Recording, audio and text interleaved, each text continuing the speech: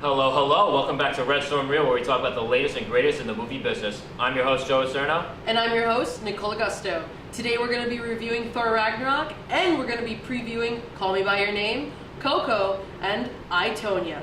This is Red Storm Reel. Okay, let's get started. Joining us on the panel today is WSJU's very own Gabe Pabon, and we're going to start things off by reviewing Thor Ragnarok. Thor Ragnarok is the newest entry in the Marvel Cinematic Universe, as well as the Thor series as well, and it follows Thor as he has to prevent Ragnarok, aka the end of all things, when his demonic goddess sister Hela shows up and all hell breaks loose. Honestly, this movie has been getting like a lot of positive buzz, and I feel like to an extent it deserves it. And I had a great time watching this movie. It's very entertaining, and in that respect, it does exactly what it has to do, and it's absolutely hysterical throughout.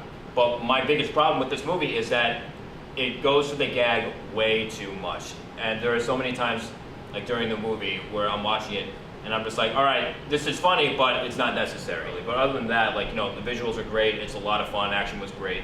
And honestly, I love, everyone's talking about Kate Blanchett. I love Jeff Goldblum more than anyone. I thought he was perfect in this movie, honestly.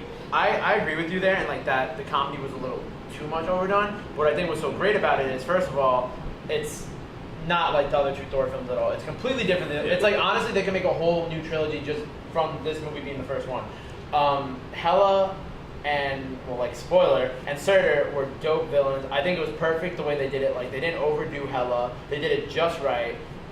She wasn't completely bland like most Marvel villains, but she wasn't too overly done, where they still kept the focus on Thor and his team. Hulk, I thought we got the perfect amount of Hulk. I didn't think it was too much Hulk at all. I thought the whole film, I thought it was going to be overly done. I thought we were going to have too much Hulk in the film. It was going to be, they're going to try to do too much with the whole Planet Hulk storyline and all that. But first of all, this is not a Planet Hulk movie at all. It's a Thor movie with elements of Planet Hulk in it. And Hulk isn't even Hulk for that long. And like you were talking about where the gags are going too on. If you have listened to the interviews with director Taika Waititi, he said a lot of the film was improvised.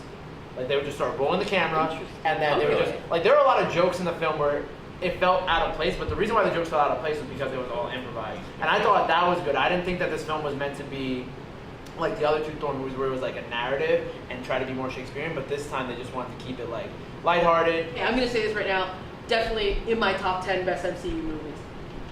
I'm putting it out there right now. I loved it, and I really love because compared to the other Thor movies, this one just is out of the water amazing. Yes, it's definitely the best one out of this three. Definitely, the Thor movies themselves all kind of stand out from the rest of the average MCU movies. They have a lot more color to them, and they're in the middle ground of Guardians and Avengers, where Guardians is really out there and Avengers is really Well, now Marvel's not afraid to experiment. Yeah, that's what I love. They're not afraid to experiment.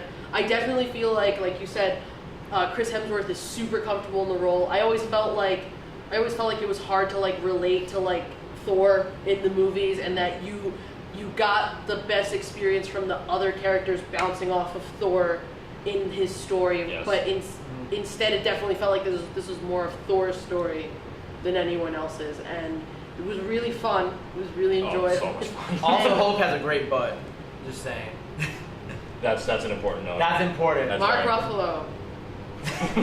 Grading this, I'm giving this a 77. It was still a lot of fun and whatnot. It definitely had its flaws. I felt like it could have had a little bit more emotional weight because there are a few characters that die. I don't want to spoil it, but again, that's just something that could have had some more emotion to it. But again, it was a great time at the movies. But at the same time, I'm also I'm happy that I only spent $7 instead of 12. So. As an MCU head and a Marvel fanatic since I was a kid, I love this movie. We're going on a scale of 100. You can do whatever you want. Since we're going on a scale, I'll give it an 80, 85 because I think it was better. First of all, it was a leap forward from the first two Thor movies, and I think that was needed. I like how Marvel is doing more creative stuff, and I think Taika Waititi should be. I think they should do more Thor movies. So. I definitely, it was continuing the scale of 100. Definitely give it an 80. Where I loved it. I loved the experience of watching it. I'm not gonna I'm gonna tell my friends, hey, you should go see this movie, but I'm not gonna be scrambling my way back to see it again. Yeah, no, I'm not doing it either. But again, I thought it was a good time, very good time.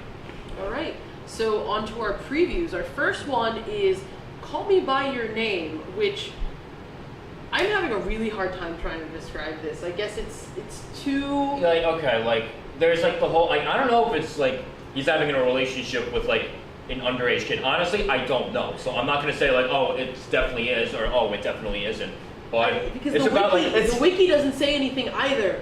It's just like the story of two young men, so I'm like... Yeah, it's just, okay, like, it takes place in the summer of 1983, yeah, in Italy in 1983, and basically these two men, like, form, like, their first, like, you know, desires. I wouldn't say men. I would say a child. Yeah, exactly. I'm not sure if one of them's a man. Yeah, like, who, we don't know, Yeah, like, it doesn't say a lot. From someone who's, like, who went into this completely blind, because, you know, you guys... I went...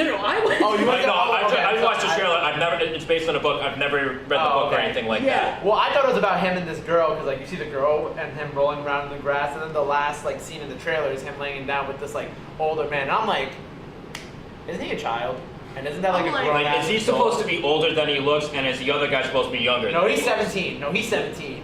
Oh, the kid's 17? The kid's 17 in the movie. All right. And not in real life, but in the movie. And then the other guy is like a grad student. He's probably, I wouldn't say he's like 22 because Army Hammer plays him, right? Yeah. Wow. But he looks like, if you're having Army Hammer play him, he has to be older than, like, you know, a normal grad student. Yeah.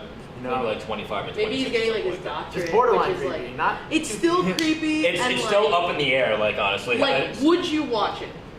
Honestly, it's been getting fantastic reviews so far, so it's something on my radar. I remember watching the trailer for the first time, I'm like, I don't know about this one, looks kind of pretentious, but then again, heard about the reviews, and sometimes with me, I have to watch a trailer like a few times in order to like convince myself like maybe this isn't so bad. Okay. But like honestly, this does look like an interesting movie, and I think it's definitely the kind of movie that's going to get Oscar buzz, honestly. The trailer was interesting. Like, I honestly just thought it was just another like normal foreign film about life, because, you know, I've seen a lot of those lately.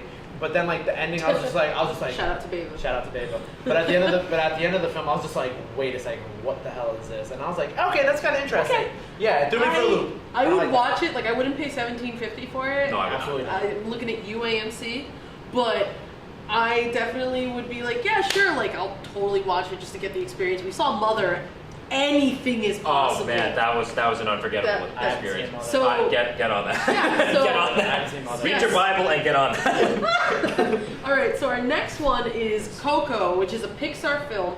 It's about a boy whose grandfather was a mariachi player, and he takes his guitar and accidentally transports himself to the world of the dead during the Day of the Dead, which is in Mexican culture the time when that's most likely to happen. I'm gonna tell you right now, I've been watching these trailers for the past like year. I'm so excited. Those trailers have been out for a long time. Yeah, because I feel like since most Americans don't really get Day of the Dead, like in the culture behind it, they're gonna be like, okay.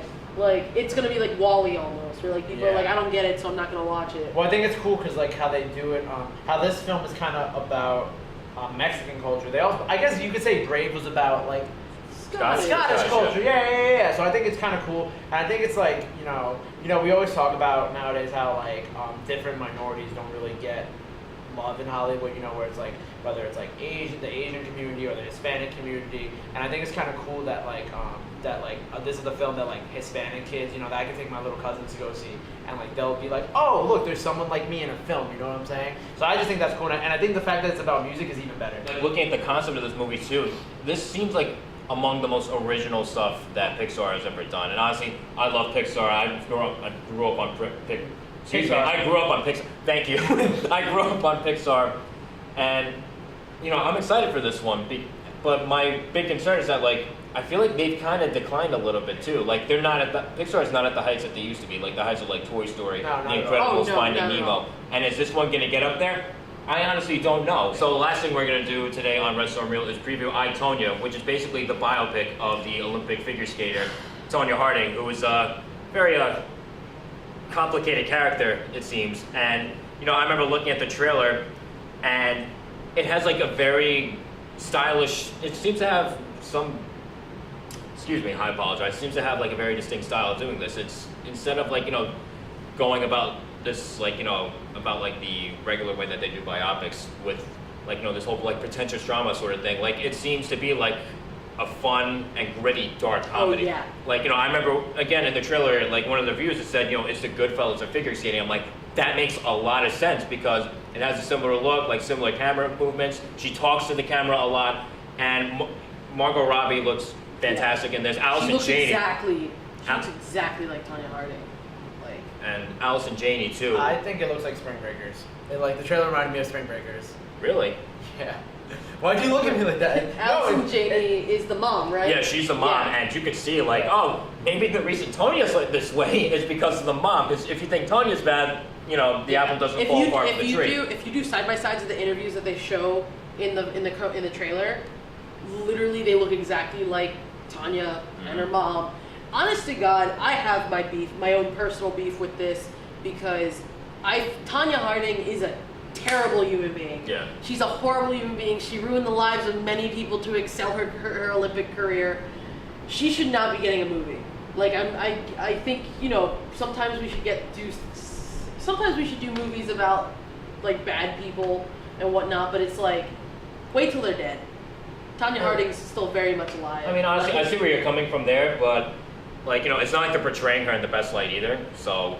But like it's gonna be that whole like anti-hero thing where like you know how there's always like certain characters that like they're terrible people, but then there's people out in Hollywood that's like I love them, they're an inspiration because they don't care. IDGAF like. I can see that. But I mean, I know it's gonna be a good movie. Yeah, like I just looking at the cast. It just looked really intense. Like I thought it was just another movie about figures, and obviously I know who Tonya Harding is, but I thought it was just gonna be like, but I don't know a lot about her, so I didn't know what to expect going into this. And then I saw Bucky Barnes, aka Sebastian Stan, just pull a gun out, and I was just like, where is this going? She like literally like. Oh, and then she had the shotgun. Yeah, she had the shotgun. Yeah. Like in the trailer, I never did this, like quote unquote. And she just like shoots the shoots the cabinet. Yeah, shoots the cabinet door off. Yeah. Shoots the Like- cabinet, and I thought that was hilarious. That's the thing though, when if you know like about her life and like everything that kind of happened and all that, it literally reads like the Goodfellas of figure skating. Yeah, it is without a doubt. Insane. It's some strange stuff. So I mean, are you guys seeing this one? I don't know. I don't know. I'd wait till it comes out online. I'm definitely seeing this one. I'm highly excited for this one. So Yeah, like it definitely looks funny. It definitely looks interesting, and I'll see anything that Margot Robbie's in. gee, I wonder why. Anyway, that's all we have for you today on Red Storm Reel. Call Me by Your Name and Coco hit theaters Thanksgiving, and I, Tonya, hits theaters December 8th. I'm Joe Acierno. And I'm Nicole Agosto. See you guys soon. This has been Red Storm Reel.